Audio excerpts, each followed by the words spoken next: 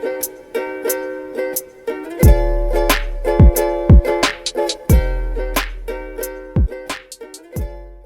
what's good, everybody? Today, we got a little bit of a different video today.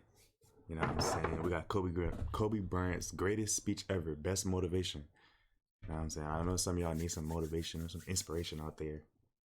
And we're gonna kind of break down what he's talking about, see what he's talking about. You know what I'm saying? We're gonna get right into it. I had a purpose. I wanted to be one of the best basketball players to ever play. And anything else that was outside of that lane, I didn't have time for. Okay, real quick. He may be talking about basketball, but for you personally, figure out what you want to do, what you want to be best at. You know what I'm saying? And kind of take it from that aspect. Like if you want to be the best, if you want to be the best race car driver or some shit, if you want to be the best soccer player, you know what I'm saying? Think of it like that way. And just kind of understand what he's saying, but take it from a different quote from perspective. One of my English teachers at Lower Merion named Mr. Fisk. He had a great quote that said, "Rest at the end, not in the middle." Mm-hmm. And that's something I always live by. You know, I'm not going to rest. I'm going to keep on pushing now. There are a lot of answers that I don't have, even questions that I don't have. But I'm just going to keep going. I'm just going to keep going, and I'll figure these things out as we go, right? No matter what you do, just keep pushing. Always have a positive outlook on things. You know what I'm saying? And eventually you'll get to that end goal. You know what I'm saying? Don't give up. Okay, everybody goes through their ups and downs. You know what I'm saying? Just keep pushing. Keep a positive outlook. And you'll reach that end goal, bro. You gotta just keep grinding. Keep working. And you just continue to build that way. So I try to live by that all the time. At what age did that goal become crystal clear? I made that deal with myself at 13 years old. At 13 years old? 13 years old. That's the You were deal I crystal made. clear about it. Crystal clear. And where did inspiration come from? The love of the game. The love of the game. The challenge. Like, I would watch Magic play. I'd watch Michael play. And I would see them do these unbelievable things. And I'd say, you know, can I get to that level? I don't know, but... Hey, he asked himself that question. Can I get to that level? Things. And I'd say, you know, can I get to that level? When you ask yourself them type of questions, bro, your subconscious, the universe will open it up to you, bro. You know what I'm saying? If you ask your mind them questions, you'll give yourself the answer. So ask yourself them questions. Ask yourself, can I get to that level? How can I get to that level? What do I have to do to get to that level? How can I be the best soccer player, the best basketball player, blah, blah, blah, blah, blah, whatever the fuck. You know what I'm saying? Ask yourself them questions and watch what happens, bro. If you really are inspired and you really want to take that action on something, ask yourself some questions and watch magic happen. I don't know, but let's find out. Let's find out. What's What's the best thing that can happen? Let's find out. Led me down that path, I think. I had a summer where I played basketball when I was like 10 or 11 years old. And here I come playing, and I don't score 1 point the entire summer. Not a free throw, nothing. Not a lucky shot, not a breakaway layup, 0 points. And damn. I remember crying about it, being upset about it. My father just gave me a hug and said, listen, whether you score 0 or score 60, I'm gonna love you no matter what. Wow. Now that is the most important thing that you can say to a child. Mm-hmm. Because from there, I was like, okay, it gives me all the confidence in the world to fail. Mm-hmm. I have the security there. But to hell with that, I'm scoring 60. And then I just went to work. I stayed with it. I had to get Kobe set up for this score 60. I think that's when the idea of understanding a long-term view became important. Because I wasn't going to catch these kids in a week. I wasn't going to catch them in a year, right? So that's when I sat down and said, okay, this is going to take some thought, right? What do I want to work on first? All right, shooting. All right, let's knock this. As long as you know you got some people in your corner, like your parents, maybe or maybe not, a friend or somebody, that they give you that you know what I'm saying, they let you know at a young age like that. Even if it's yourself, if you acknowledge yourself in that way, and you know, like it's okay to fail, it's okay to lose sometimes, you know what I'm saying, because it's gonna build you up and you can become the best, and then you can, you know what I'm saying, you can constantly win. You know what I'm saying? Everybody gotta fail sometimes. There's nothing wrong with failing, bro. Don't let them fool you and make you think like, oh, failing is the worst thing you can do. Now you're screwed. No. You know what I'm saying? No, it's not like that, bro. That's not how it works. this out. Let's focus on this. Half a year, 6 months, do nothing but shoot. Right after that, all right, creating your own shot. And you focus. So I started creating a menu of things. When I came back the next summer, I was a little bit better. I scored. Yeah, it wasn't much, right. but I scored. And this is 12, 13. 12, 13. And then 14 came around, back half of 13, 14 years old, and then I was just killing everyone. And it happened in 2 years. And I wasn't expecting it to happen in 2 years, but it did, because what I had to do was work on the basics and the fundamentals. Well, they relied on their athleticism and their natural ability. And because I stick to the fundamentals, it just caught up to them. And then my body, my knees stopped hurting. I grew into my frame, and then it was game over. So for Kobe, he was sticking to the fundamentals, you know what I'm saying? Jab steps, shit like that. But if you looking at it from a business aspect, or if you're looking at it from like something else, you know what I'm saying? Focus on the fundamentals. It's the same thing. It's just a different world. You know what I'm saying? You got the basketball world, you know what I'm saying? But business, you know what I'm saying? Focus on the little shit. Focus on your communication skills. Focus on your customer service skills. Focus on, you know what I'm saying? The tedious things. It's the little things that you really got to work on that I've realized in my time, you know what I'm saying? You got to really focus on the little things, you know what I'm saying? That'll really carry you on as a person. You know what I'm saying? Like in business, focus on the tedious things. You know what I'm saying? And that it'll carry you a long way. Wow. Were you That always longevity. You want that competitive longevity. From the day you were born, you were super competitive? Competitive with things that I participate in. So I'll put it to you this way. So basketball for me was the most important thing. So everything I saw, whether it was TV shows, whether it was books I read, people I talked to, everything was done to try to learn how to become a better basketball player. Everything. And so when you have that point of view, then literally the world becomes your library to help you to become better at your craft. So at 13 years old, I had a kill list. What the fuck? So, they used to do these rankings. It was Street and Smith basketball rankings. Oh, okay. And I was nowhere to be found because I was like 6'4", scrawny, like 160 pounds soaking wet. At 13? So I was like 57 on the list. And so I would look at 56, 55, all the way up to number 1, who these players are, what club teams they played for. So when we go on an AAU travel circuit, I got to hunt them down. Yeah, kill them. Right? And so that became my mission in high school. Not literally, is but to check off every other person, all those 56 other names, hunt them down and knock them down. So when you played at 13, I would size you up and see what your strengths and weaknesses are. How do you approach the game? Are you silly about it? Are you goofy about it? Are you good at it just because you're bigger and stronger than everybody else? Right? Or is there actually thought and skill that you put into it? Right? And when I'd play to my weaknesses. I always work on the things during those games that I was weak at.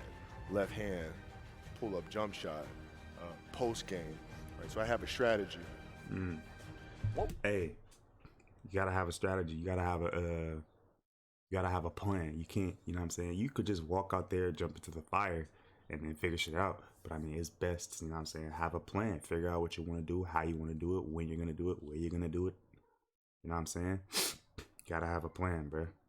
That's just the best way. Write down your goals. What you want to be, how you want to do it, what you gonna do it. What do you see when you see your goals? You know what I'm saying? What inspires you? What are you gonna do? Like, what action are you gonna take? Simple shit, bro. What was really your work ethic like, and for how long did you stay disciplined? Well, I mean, every day. I mean, since 20 years. It was an everyday process and trying to figure out strengths and weaknesses. For example, jumping ability. My vertical was a 40. It wasn't a 46 or a 45. My hands are big, but they're not massive. Right? So you got to figure out ways to strengthen them so your hands are strong enough to be able to palm a ball and do the things that you need to do. Quickness, I was quick, but not insanely quick. I was fast, but not ridiculously fast. Right? So I had to rely on skill a lot more. I had to rely on angles a lot more. I had to study the game a lot more.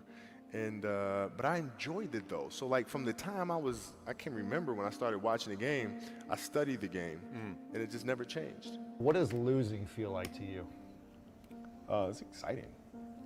It's a learning Why is it curve. exciting? It's just a learning curve. Because it means you have different ways to get better. There's Yep. certain things that you can figure out that you can take advantage of, right? Certain weaknesses that were exposed Yep.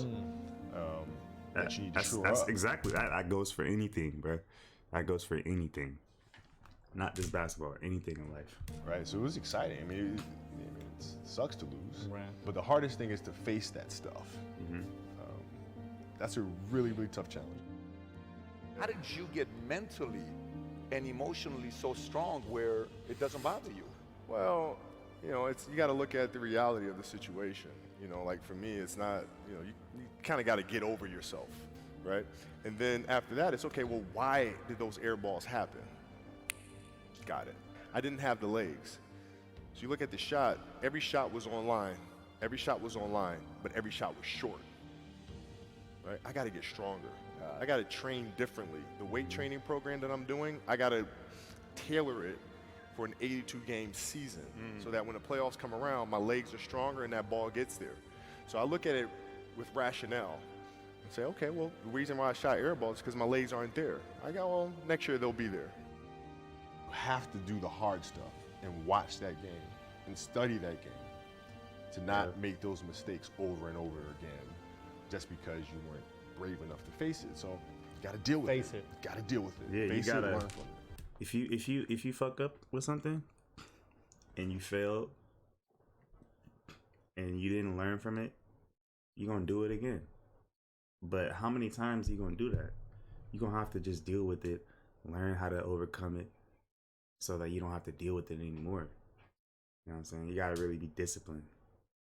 And this goes for everybody. This goes for me too. I gotta be more disciplined too. So just face it the first time, so you ain't got to do it 30 times. You don't want to have that feeling again, do you? Right? So you got to really study it, face it, and not to say you'll win the next time you face it, but at least you'll give yourself a better chance. Yeah. It's an obsessiveness that comes along with it. You want things to be as perfect as they can be, understanding that nothing is ever perfect. But the challenge is try to get them as perfect as they can be. And what can you do? It's in your control. So control what you can. You have this mindset, but how did you develop that? I don't know if that's what you call the Mamba mindset, but how did you develop that? And Well, when did it start? It started in middle school and high school. Because a lot of the kids that I was playing against were inner city kids.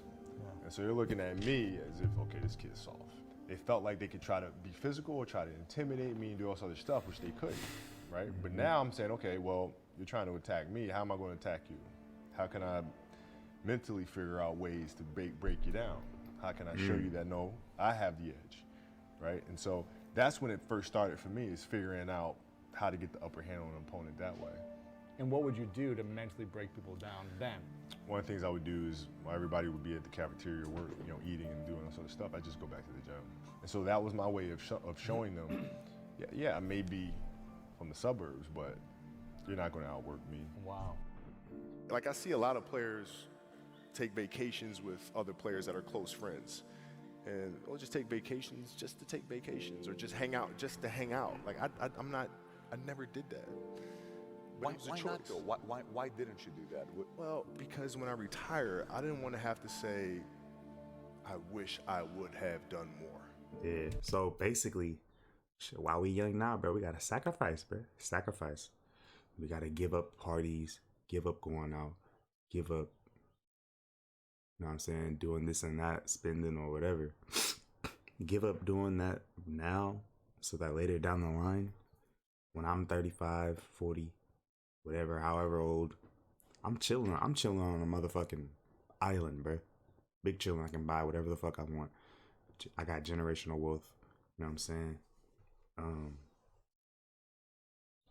Big chilling in the middle of Africa or some shit. You know what I'm saying? I could go a couple years without going out, you know? I sacrifice now so that down the line, I'm living exactly how I want to. I don't want that.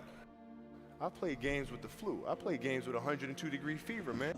We had a game against Toronto in 2000, and Vince was tearing the league up. My back was jacked. So I would be in the layup line like, okay, there's a lot of days where you can rest and recover. Today ain't one of them. Your back can bother you any other day. That ain't bothering me today. He gonna have to see me today. Yeah. You're playing against the Golden State Warriors. Score is 107-109. You guys are close to getting into the playoffs. You know exactly what happens in the game. You go up, you're about to take your shot, and then all of a sudden, boom, the Achilles happens, right? Ouch. Friend of mine, Nima, he is here just to listen to. He played ball. And he told me, he says, Patrick, I don't think you understand. He says, when I tore my Achilles in high school, he says, 4 friends of mine dragged me to my hospital. I was crying from there straight to the hospital. He says, I have no clue how the hell this guy did it. It's Kobe he went fucking and hit Bryant. the free throws, and then you walked off the stage. How the hell do you tolerate that kind of pain? I use this. I tell this example, and I think this is the best way to explain it. You have a hamstring injury, you pull your hamstring really, really badly, you can barely walk, right? Let alone play anything. You're at home, all of a sudden a fire breaks out in the home. Oh shit. Your kids are upstairs, wife is wherever she may be. What are you gonna say? My leg hurts? You better get up. I'm willing to bet Fuck. that you're gonna forget about your hamstring. You're gonna sprint upstairs. Facts. You're gonna grab your kids. You're gonna make sure your wife's good. You're getting out of that house. And the reason is because the lives of your family are more important than the injury of your hamstring. Of course. And so when the game is more important than the injury itself, you don't feel that injury. Not at that time. Went in the trainer's room, my kids are in there, and they're looking at you and stuff, and I'm looking at them, and I'm like, it's all right, Dad's gonna be all right. It'll be fine. It'll be all right. It'll be all right. It'll be all right. As a parent, you gotta set the example. You gotta set the example. This is another obstacle. This obstacle cannot define me. It's not gonna cripple me. It's not gonna be responsible. It's just another bump in the stepping road. away for the game that I love. I'm gonna step away on my own terms. Yep. And that's when the decision was made that, you know what, I'm doing it. You gotta lead by example. It's just another bump in the Parents, you gotta road, lead man. by example. If you want your kids to do whatever it is they want to accomplish in life, you have to show them. You gotta show them. Show them it's The definition possible. of greatness is Show yourself that you can do anything, bro. It's possible. If you believe in yourself, put your mind to it, it's possible. You can do that shit. to inspire the people. You gotta show them. The definition of greatness is to inspire the people next to you. I think that's what greatness is or should be. It's not something that lives and dies with one person. It's how can you inspire a person to then in turn inspire another person that then inspires another person. And that's how you create something that I think lasts forever. Yeah. And I think that's our challenge as people is to figure out how our story can impact others and motivate them in a way to create their own greatness. Yep. Damn, man. Rest in peace, Kobe, man. Shit's still crazy. But hopefully y'all enjoyed this video. I wanted to come on here and give y'all some inspiration, some motivation real quick. You know what I'm saying? Because I know some people out there may need it. So if you enjoyed this video, man, hopefully this impacted you in some way, whether it was a message from me or from Kobe, or you know what I'm saying. So with that being said, damn.